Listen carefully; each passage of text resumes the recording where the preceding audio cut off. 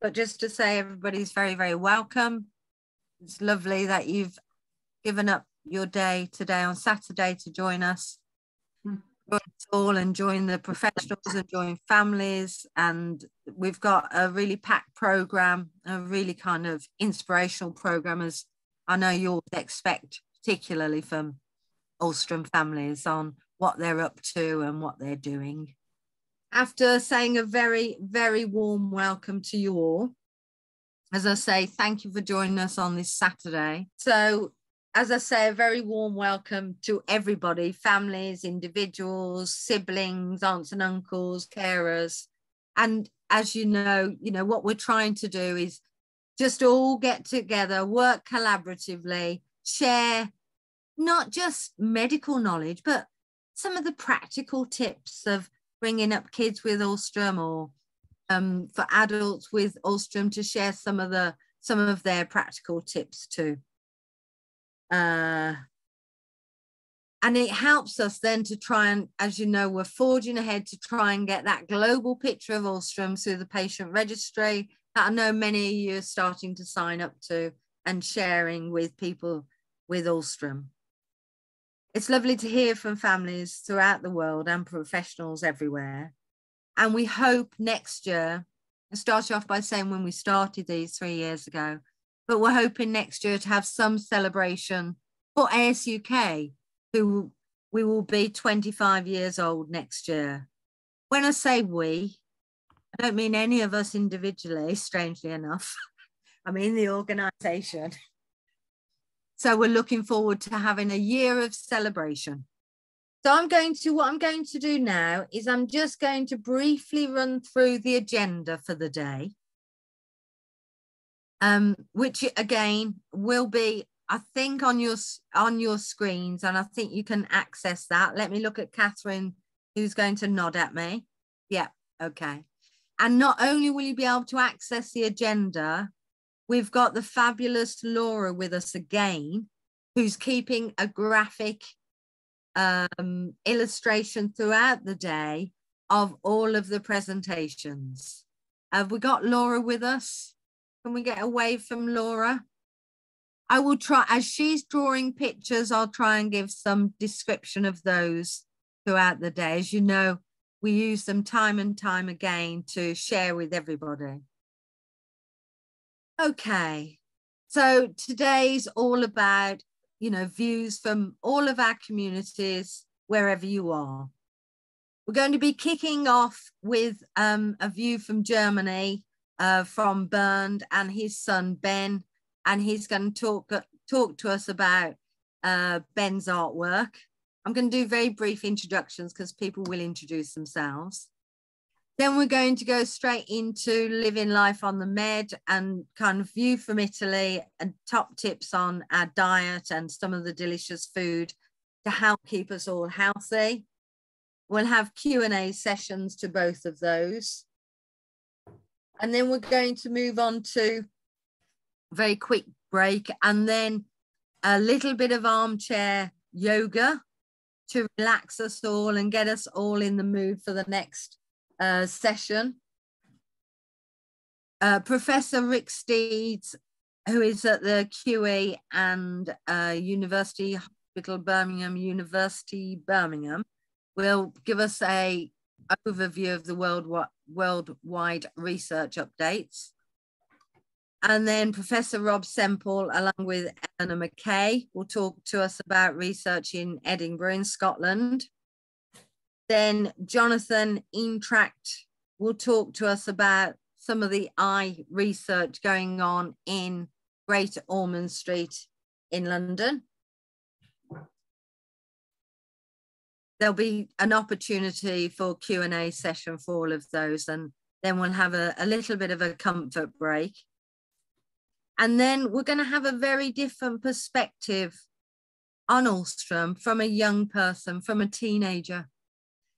We had one of these sessions for one of our webinars, and it was just very popular with parents, because although often we'll be talking and listening to parents, we don't necessarily always hear a young person's perspective. So along with Miss Melissa, who's one of the trustees at ASUK and an expert by experience. They have a conversation around what it's like growing up with Alström, and they give us some quite poignant advice for parents of a child with Alström. So that's one not to be missed. And then, as you know, we do always have a bit of a focus on fitness, and Dr. Richard Paisley, many of you know, who is a diabetic consultant, will just talk about using fitness trackers and technology to support well-being.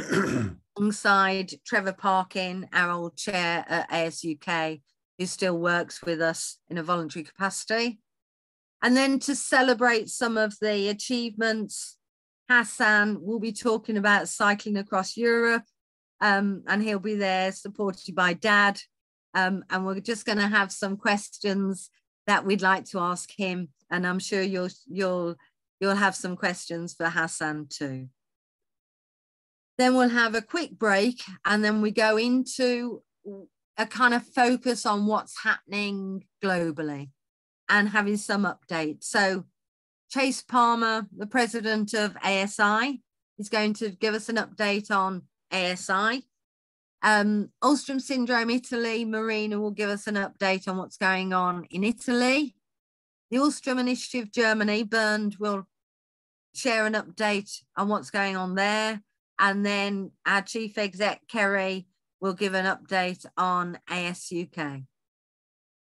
And then finally, just to finish off, our roundup will be around future hopes, discoveries, and working together, and what we can all do to help inform, educate, learn from each other. And then a little bit around what we're going to do to celebrate this 25 years next year, and think about really to gather some ideas from you too on some of the things you'd like to do, particularly in the UK. Okay, again, big welcome. I'm going to go straight over and pass you to Bernd. Welcome. Oh, yes, quick map of where everybody's from. Sorry, I nearly missed that one. Welcome, welcome, welcome, Australia, Canada, China, Denmark, France, Germany, Greece, India, Ireland, Italy, Jersey, Norway, Oman, Peru, Portugal, Republic. I can't see the end of that word. Republic of Moldova, Romania, Singapore, Spain, Switzerland, Sweden, Turkey, UK, USA. Thank you very much for joining us. Please, please enjoy the day. And over to Bernd. Thank you, Catherine. Thanks. Thanks a lot, Anne. And I think I can add to your list already, because I didn't see a spot in Austria. And actually, I'm Austrian, so we got one more to add to our list. So hello, everybody. Thanks a lot for inviting me to talk a little bit about Ben's art today, which, as you can imagine, or maybe after seeing some of the slides, is one of my emotional projects, if you want so. Who am I? I'm Bernd. Like I said, I'm Austrian, but living in Munich. And I got a son. He's called Ben, and he's 10 years old now, and he's diagnosed with Alström. I also got a little daughter. She's 6 months.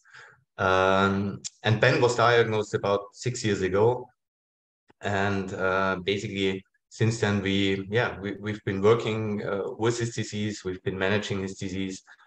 And we really had the pleasure the great pleasure, I have to say, of experiencing a young little boy growing up, being almost blind, dumb, and having many of the troubles most of you know, loving his life and loving what he's experiencing, taking his conditions as they are, not complaining, but really making the best out of it. And that's hugely impressing me on a daily basis.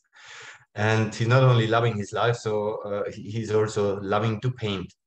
And that kind of made me think, because at some stage in my life, I couldn't accept anymore that and especially in Germany, the situation isn't really good about Alström. We didn't have any structures or anything alike. So I didn't want to accept anymore that doing nothing is all I can do, and just seeing a lucky little boy growing up and nobody helping him. So I started setting up, I would call it basic structures for all the other Alström affected persons in Germany and wherever, also to really start working more and more on the disease. And like this map, I don't want to go in detail, I say some words later on, shows a little bit what I'm doing. So it's really starting from scratch, finding patients, doing a petition on that, organizing the patients. Now we are setting up a patient organization. We are getting a registry also for Germany, which is quite important because it helps awareness.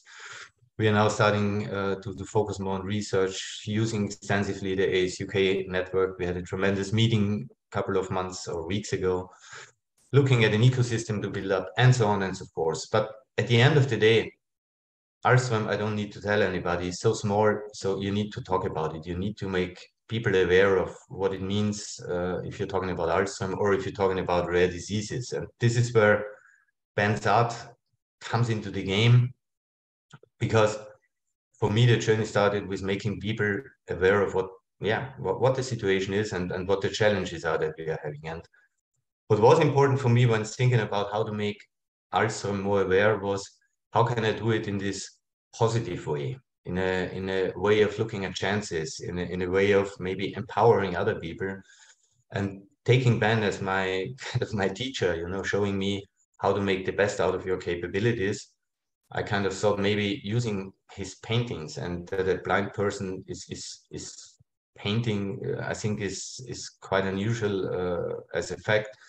But as in the beginning, I liked his paintings, and later on others told me that they were not so bad. I thought maybe I can use them, as a language to speak to people in a positive way and in an encouraging way about his disease, about the challenges that are there, but at the end of the day, about the opportunities we all have, no matter how our circumstances are. I know that sounds sometimes weird for some of you, or sometimes also for me, having a situation as we have it, talking about the positives. But for me, at least, it's something extremely important to really make the best out of these situations, to look at the good sides, to look at the possibilities we have, to don't let anybody tell you what you cannot do, but focus on that what you love to do, and then just do it. And that's a little bit the background of Ben's art. What my original intention was, to share his positive spirit and to use it as a communication language to make people aware of the disease. But overall, very important, I always wanted to do in a way that I protect Ben. So it's not showing him to the world. For me, it's more showing his attitude. This is why I called it Ben's art, because art in German means character, and art, if you translate it from English into German, means art like Kunst. So it's a combination of art and character, if you want. So, and that's what I wanted to share with the world, and not so much him as a person. So whatever I do, I try to keep him more or less out, or just show parts of him, but not really use him as a person too much, because he's too young for that, and I don't want it. So what did I do? I kind of set up a non-profit organization where I'm doing like the Alström initiatives and all the activities that are running there. And then I kind of found a daughter, which is Ben's art, so that I make sure whatever happens there, whatever I'm selling there, all the profit goes into the non-profit organization. It really gets into the purpose of kind of the doing, which is to push Alström research, Alström activities, not only in Germany, but wherever needed, wherever necessary. Because one important thing, and then this is why I so much appreciate these global conferences that the ASUK is doing or are doing. We're not going to fix the problem if we are working, in silos. It's so important to work together and share all that we are doing. What's important for me as well is, I don't want to work with compassion if it comes to Ben's art. This is also something why I separated from like my Alström initiative. I really wanted to kind of come from the positive emotions that people get when they see his pictures. that's for me the entrance. So I don't want to sell pictures or sell whatever because of compassion, because people say, okay, like give him some money to support him. That would be unfair for Sven, and I don't want that. Like I said in the beginning, I want to be positive, I want to be encouraging. So I always start from, let's have a product, let's have a painting which is nice, which is looking good, and if people like that, then they will learn more. Then they will learn maybe, oh, it's a little boy, he's 10 years old, oh, he's blind, oh, there is a rare disease. I think that's much stronger over time as if I would do it the other way around. So that's also quite important for me. And so I set up that kind of little business or shops, and I'm offering there different things, like art prints, or sometimes there are auctions where we are selling the original pictures. We're doing NFTs, we're doing special editions, and we're doing flip-flops or things like that as kind of accessoires. And how does it look like if you take some of the pictures? I mean, these are not renderings. Of course, they look much better if you would see them in original. I brought some examples how these pictures can look like, and something, I mean, that's really more a fun part, but it's quite good for awareness and marketing. We're also doing some NFTs, so where somebody kind of alters the pictures a little bit to make it more futuristic, and so you can also send them as NFTs. And like I said, there is also some accessoires that can be bought with Ben's motifs.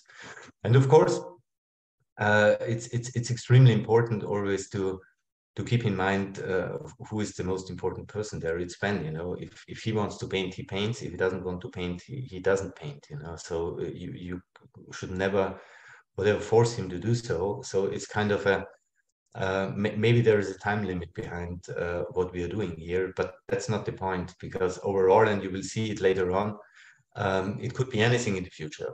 Maybe he will, start playing music more intense and love that, and that's his passion. So maybe there's something to share. And like I said, I'll show it later on.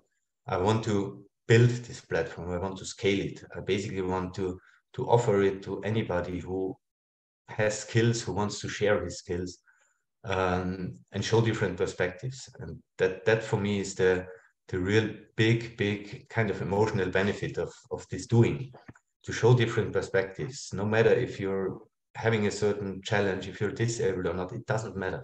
If there's something you love doing, share it with others and do it. That should be the message. And nobody on this planet has the right to judge if you're supposed to do it or not.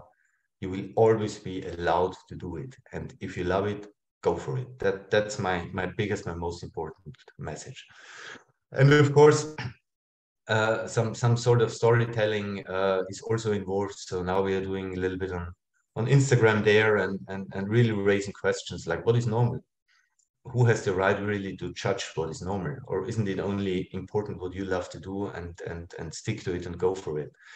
And by doing so, I hope we can step by step really build up stories, build up pictures, build up a kind of a world where it's normal that people are allowed to do the things they love, and others have the chance to get a different perspective of these things. So in a nutshell, what did we do the last year? And basically it's been a little bit more than a year now since I started Ben's Art. We've been doing, fortunately, some sales. We got the possibility to do some exhibitions or display the pictures somewhere. We even had a nice little exhibition where Ben was present, which was fantastic to see, because in the beginning I was very kind of scared, how is it to put him there, a 10-year-old boy showing his pictures. So of course I wanted to protect him, and kind of after 10 minutes I learned that I was completely wrong there, because he was so proud that people came and looked at his pictures, that is that, Daddy, it's my responsibility to take care of the people coming, so please go away and let me do it. And he was really there for hours and talking people through his pictures. So I could also feel, and that's very important as well, it helps to strengthen the self-esteem of Ben, because he sees that he can do something other people appreciate. And I think that's very important for anybody, of course.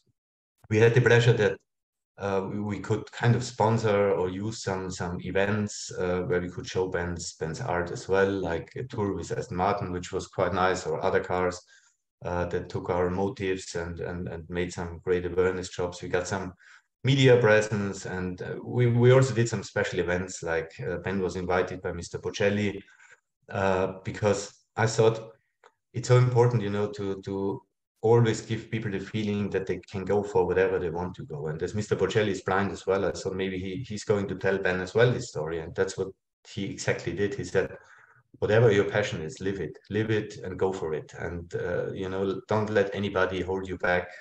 Just have your dreams and work hard for your dreams and then go for it. And that was a very strong message, and basically, again, something I want to share with Ben's art. So these are some impressions of this tour that we did. We put it under the title "Rare Times Rare is Aware," which I think worked brilliantly. So my friends from the UK don't listen now, but you know, rare cars, they're, you know, not reliable. They have their flaws. They didn't sell well.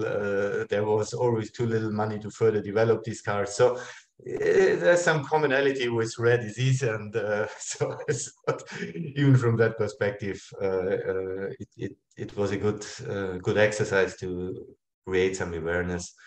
And basically, everybody who learns about rare diseases and our Alström, I think, is one person more who can potentially help in the future. So was a very good exercise. What is my intention now to really get things forward? Basically, so far for me, it was really a testing and the setting up of the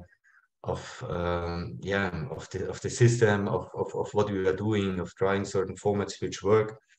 We are now kind of hopefully bringing a new development, which I will show you in a minute.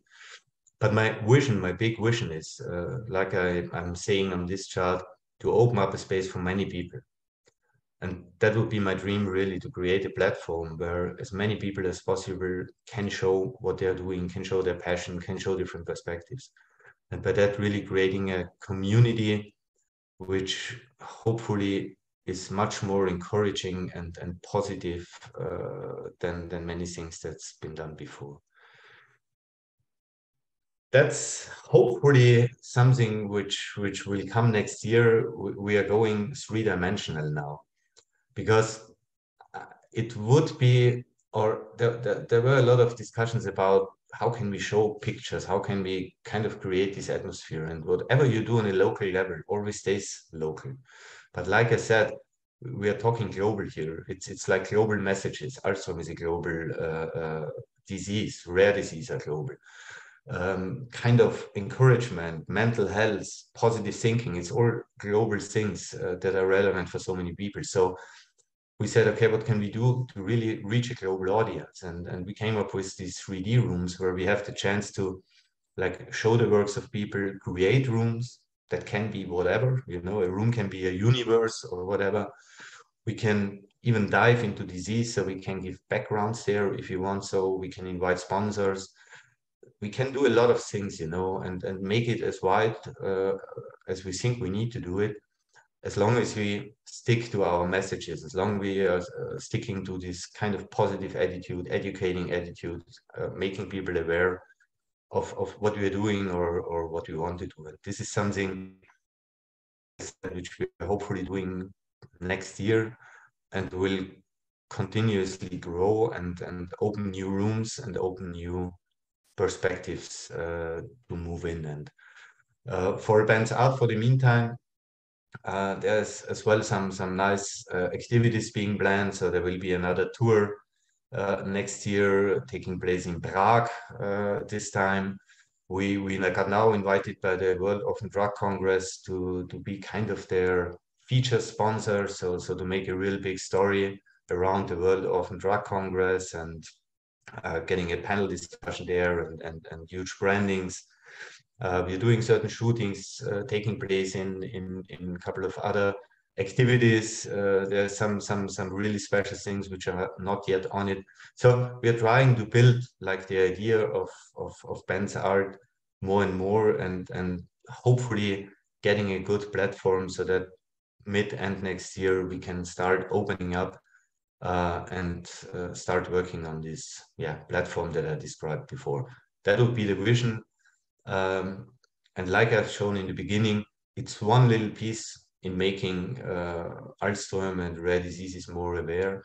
But I think it's and this is my experience so far, quite positive and very valuable and very emotional, obviously, piece for me.